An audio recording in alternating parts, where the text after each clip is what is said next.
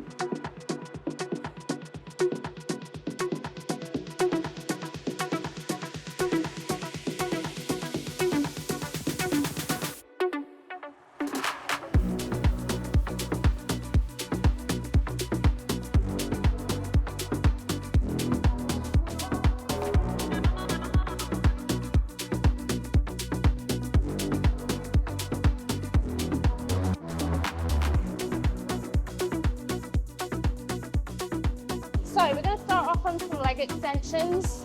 This is a leg extension piece of kit. Most gyms have got one of these. I quite enjoy doing these at the start of the quad session because it just activates everything nicely through the leg. I'm going to show you how to set up in a safe way because you do want to protect your knees as well when you're training quads. You're not going to grow your quads alone from using one of these. I see some people that come in and they just sit on this piece of equipment and think that it's going to make their legs grow. This is an isolation exercise, so you're just warming it up. You can also do it at the end of a set as well to get a nice pump flow to the muscle. When you're setting up on the machine, usually they've got a back pad that can be adjusted just to make sure that you're sat nice and securely back. You can also lean back slightly in the seat. With the knees, you want to make sure that your knees are parallel to your ankles, so you're sat in a straight line. So most pieces of kit will have an adjuster on the side where you can flick it up and down. It might take a bit of trial and error just to feel what's comfortable for you.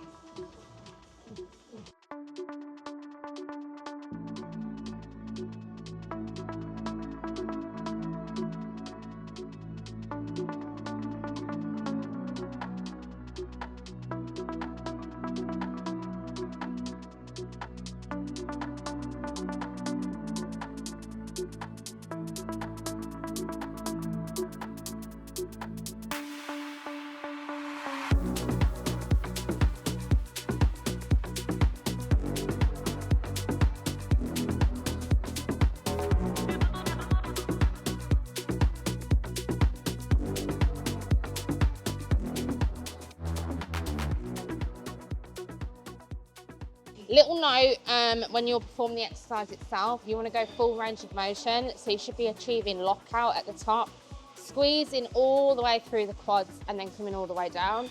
I like to use a flexed foot when I do this. It just feels like it protects the knee a little bit better and makes sure that the leg is nice and braced. You don't want to be like a floppy ragdoll when you're doing any of these exercises.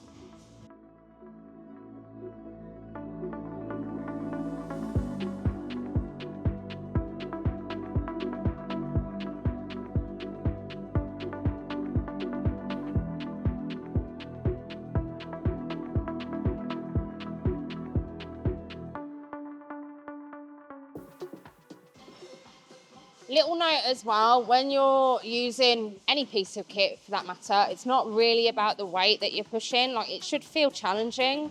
But if you can't complete the full range of movement, i.e. getting all the way to the top and then all the way back down, you probably need to lower the weight. Progressive overload applies. So as you feel like something's getting easier, you either need to add more reps on. Say, for example, if you're doing 8 and that suddenly becomes really easy, you can either increase the weight, try and get 8, or you could say go for 10 to 12 to increase the intensity of the exercise. Another little note as well about foot placement. If you're completely brand new, I wouldn't worry too much about this. You want to make sure that your ankles are nice and straight. If you're trying to target different parts of the quad muscle, you can change the positioning of your feet to hit a slightly different area. For example, if I turn my toes in, that is going to target the sweep section of my quad, and then I'm maintaining it on the way down. Equally, if you turn the toes out, that is going to target your teardrop, which is the middle part of the quad. So turning it all the way up, squeezing, and then coming down. Just something to think about if you are trying to target slightly different areas. Next machine that we're going to use, this would be a compound movement. This is using all of the muscles in your body. This is where you're going to get quite a lot of your growth. This is a mini hack squat. Not all gyms have got them, so if you haven't got one, then you can do any sort of squat variation. This could be holding a dumbbell here, or with a barbell, Smith machine. Same principle applies. In a previous video, we were doing a glute focused exercise. So if you've seen that video, you'll have noticed that my legs were wider and my toes were turned slightly out. That was to bias this area of my leg. On this, because we're going for quads, we're bringing the ankles in slightly closer and a little bit further down the pad. This is going to isolate the quads more, which is what we want.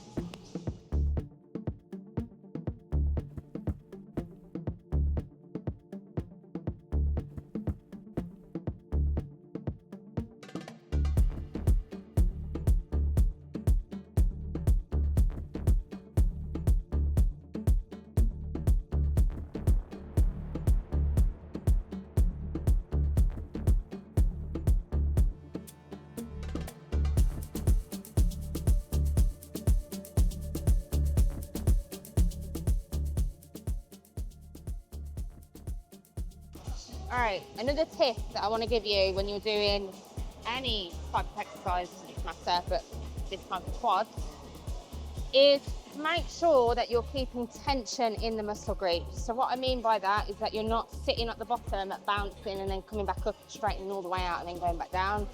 You're resting at that point. You want to make sure that you're softly controlling the weight all the way down to the bottom, then coming up, and it's almost like you're stopping that far off from like full lockout, and then you go back down again. This keeps everything under tension. You're going to feel a world of difference, so you're not taking a rest pause between each rep.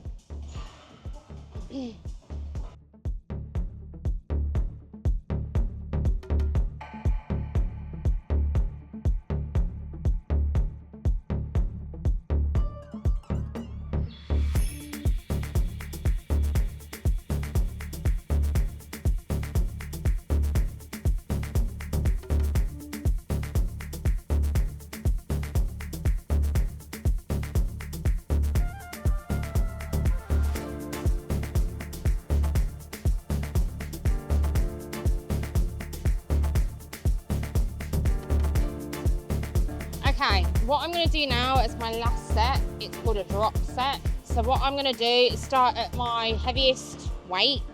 I'm going to try and go to safely about failure, a few reps sort of short of failure.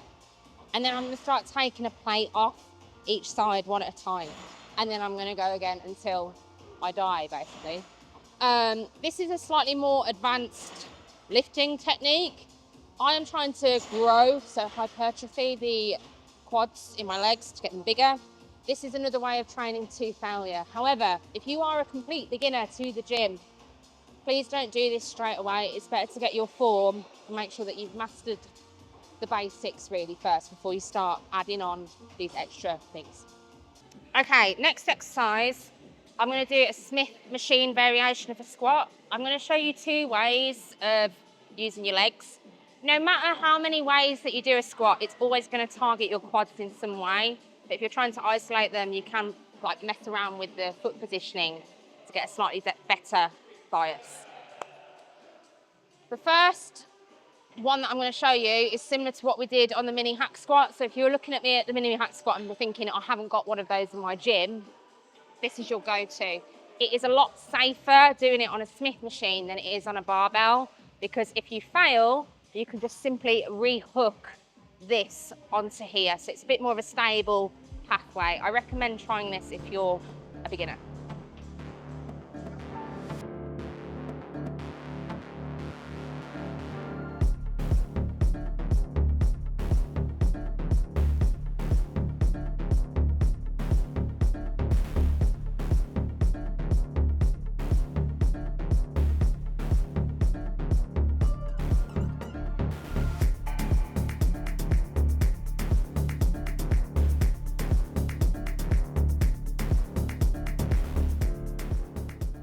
I'm going to do it slightly wider now, not as wide as what we would do for hamstrings and glutes, so not out here. I'm going to be parallel, so my feet underneath my shoulders. I'm going to try and make sure that my toes are straight as well, so everything is moving in one line, going up and down. I don't know why I'm doing this. Hey!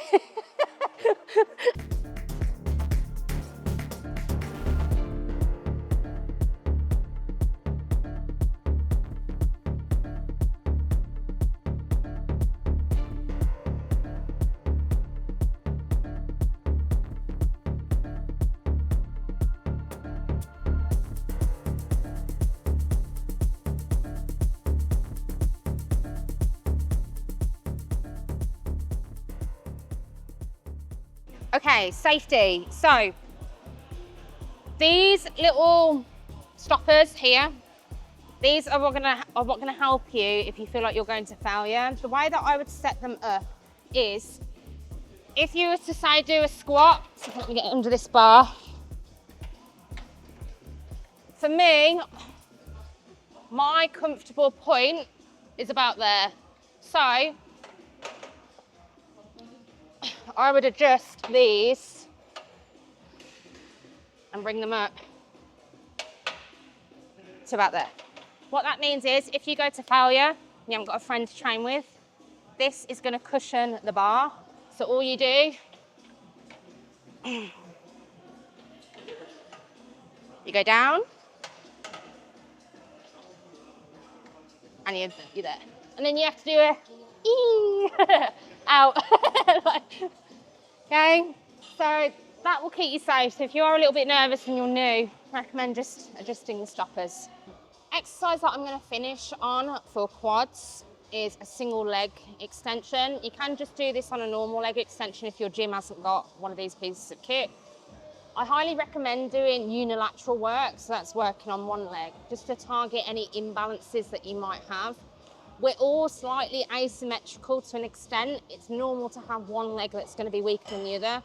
By using this type of exercise or even a lunge, you're going to be able to identify those weaknesses and just make sure that the whole of your body is strong, because even though we're training for the aesthetic of having bigger legs, you also want to be strong, healthy and functional at the same time.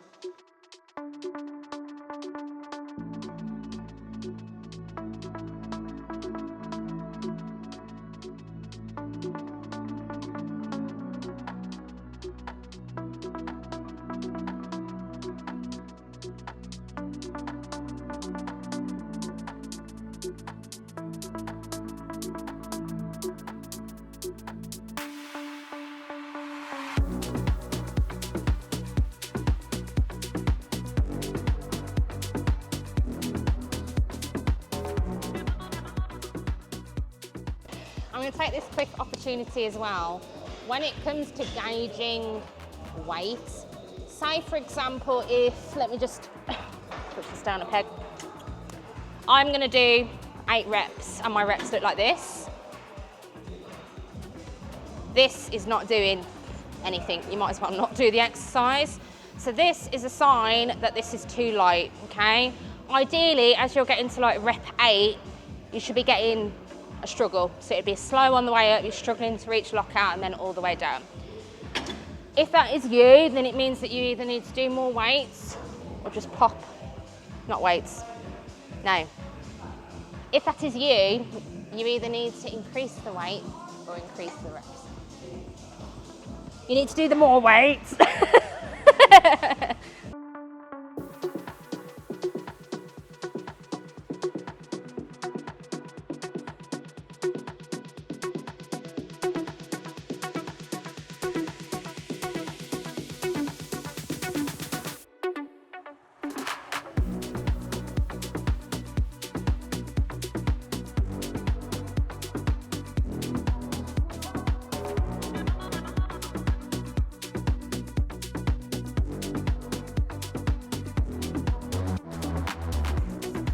So thank you for watching my YouTube video. That was a beginner's intro to training your quads. If you would like to check out my glute video, I'm going to link that below.